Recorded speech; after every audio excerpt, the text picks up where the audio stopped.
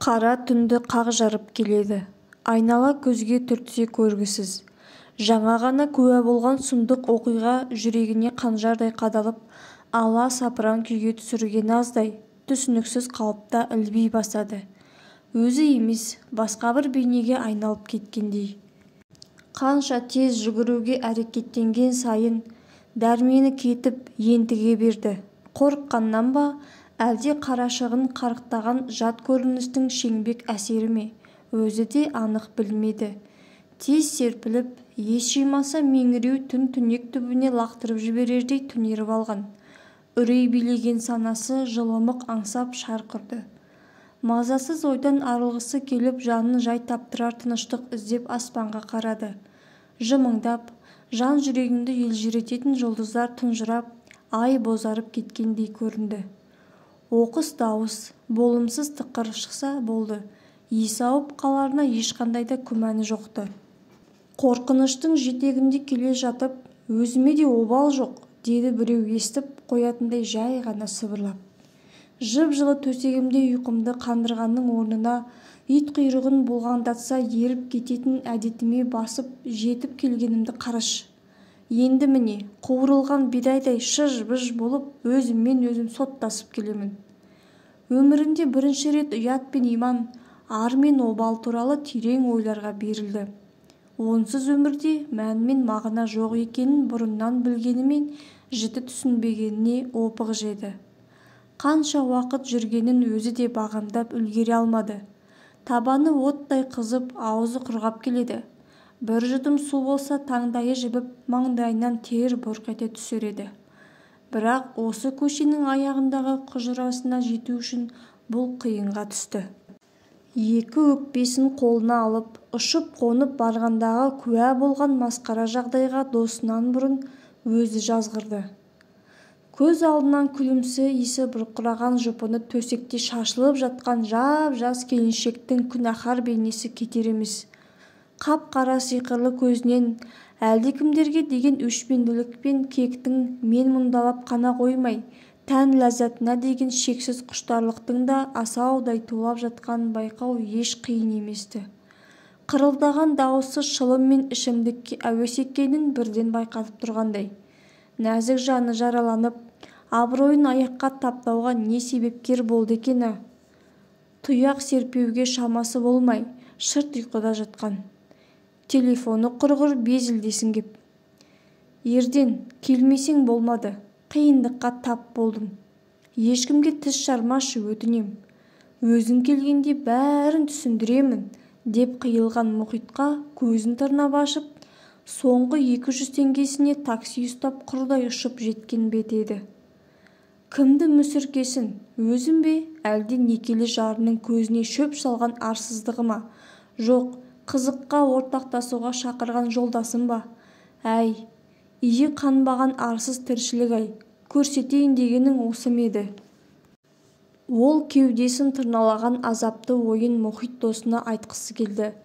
Бірақ айтпады. Дұрысы, айта алмады. Иесіне еркелеген иттей ыржалаңдап қарсы алған жолдасы өзі тояттаған соң бұған сыйлық жасамақ болғанын айтып мақтанып алды. Жастығыңды құшақтап құр жатқаннан түк шықпайды. Ара-тұра сүйірлік қып тұру керек жігіт деген. Дұрыс емес пе, жан досым Жамұха? Бұл шын досың Шыңғысханның саған деген ізгі ілтифаты. Қабыл ал, қолаң шашы төгіліп, өзіңді күтіп жатыр, деді жымысқалана жымиып. Әй, есің дұрыс па? Ақырын сөйле. Біреу естіп қойса ұят емес пе? Деді бұл әлі де түкті түсінбеген қалпында. Екі санын шапалақтаған Мұхит жатақхана басына көшіре күлді. Мұхит, есіңді жишы, жын ұрғаннан саумысың? Жаңа ғана өлдім жіттім деп хабарласып едің ғой. Өй баламысың деген. Түк көрмегенің көрініп тұр ғой. Сені осы араға келтіру үшін аз қулығымды іске қосып едім. Құлдыраңдап жетіп келдің емес пе? Маған ештеңе болған жоқ. Кім көкеңе батылы барып әңгіме айта алар дейсің? Жә, оны қойшы. Кітаптан бас алмайтын оқымыстының рақметіне бөленемін бе деп жүрсем, өнің бозарып қорқып отырғаның саумысың? бері қарай жүр, сауабыңды алайын, деп қолынан жетектеп қап-қараңғы бөлменің ішіне көштеп кіргізіп жіберді. Сыртқа ұмтыла беріп еді, кеудесінен итеріп қалды. Шалқалап барып бойын әзер жинап алды. Сол арада Мұхит есіктің сыртынан құлыптап үлгерді. «Мұхит, аш есікті, бұл қай әзілің?» деді ерден құрдымға құлап бара жатқандай жан ұшыра дауыстап. Бұрын-соңды оның мұндай ерсі қылығын көрмеген еді. Әдетте қарапайым, оқып ізденуге құмар езгілезек жігіттің мына түсініксіз әрекетіне жіп таға алмай дал болды. Қас қағым сәтте Мұхитты шыңдап танымағанына көзі анық жетті. Соңғы күндері достарыма кеттім, ауылдастарым келіпті деп сабақтан көп сұранатын. Ертесі маужырап, әлсін-әлсін есінеп, ештеңеге зауқы соқпай шаршап отыратын. «Досым, сен асықпай ащы теріңді шығарып ал, мен 4-ші қабатты шарлап келейін», деді Мұхит мысқылдай күліп. Кетіп бара жатып, «Түнің жақсы өтсін, болашақ профессор мырза», дегенді қосып алды. Күңгірт бөлмеге жұқа перде ілініпті. Перде деген аты болмаса әбден тозып, ескірген, сөлбіреп тұр. Керегеге жапсырған жалаңаш қыздар мен жігіттердің суреттерінен тұла бойың түршігеді.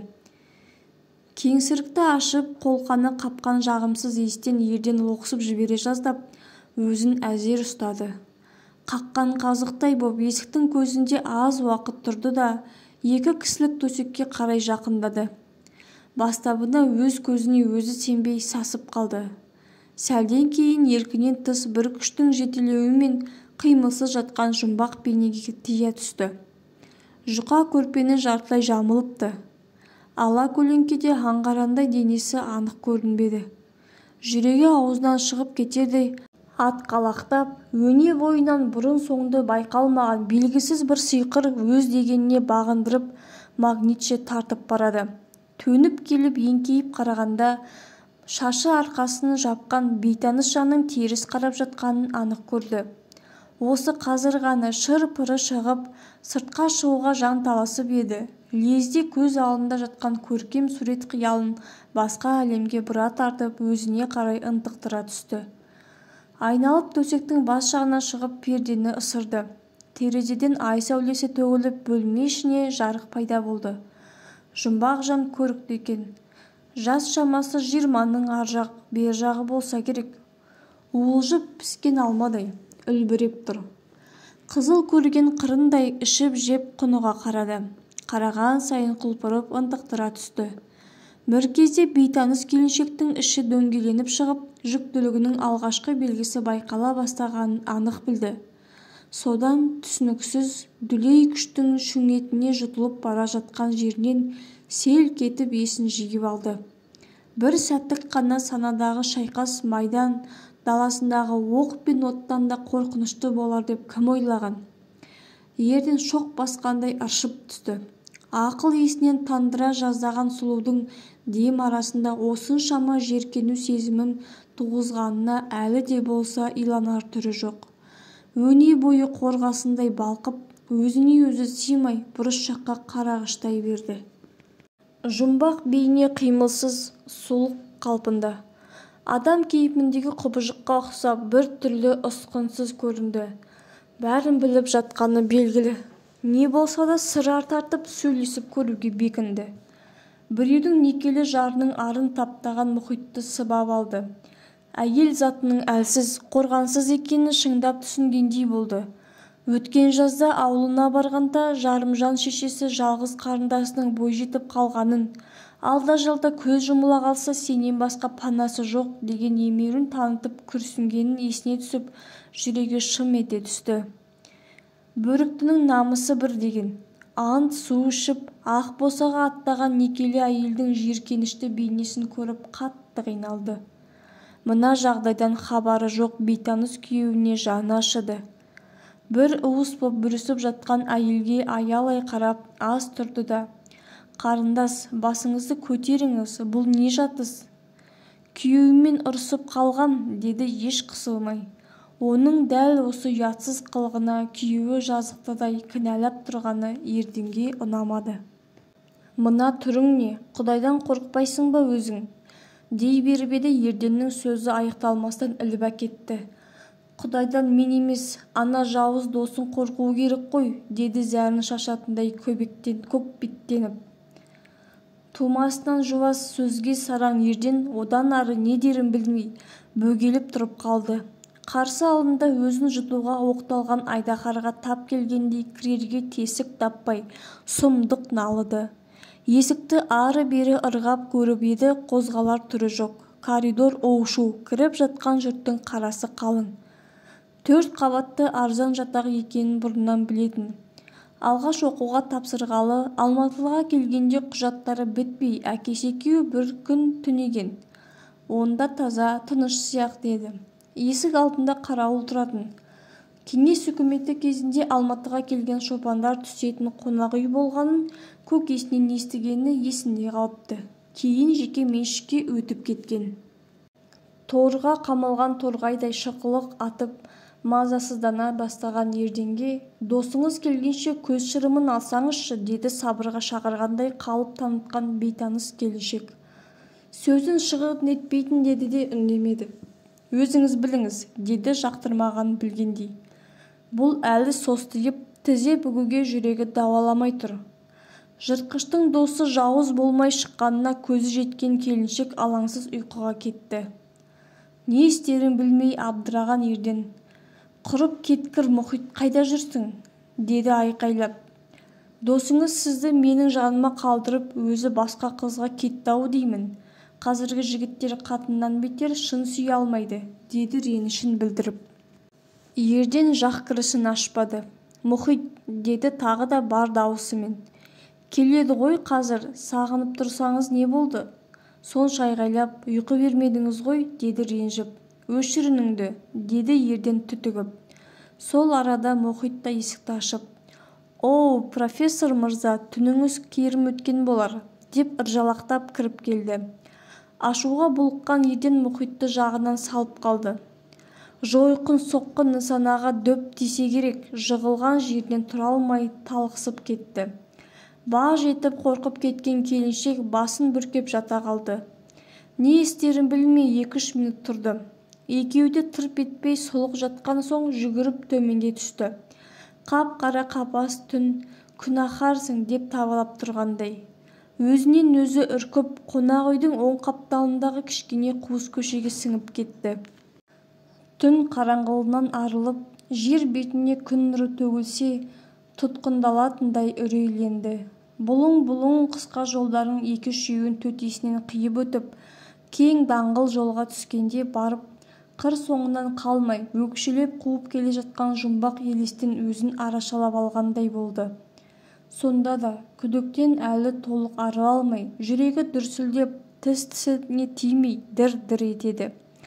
Басы айналып, құлап қаламайын деді де жол шетіне отыра кетті. Қанша уақыт тізе бүккені де есінде жоқ.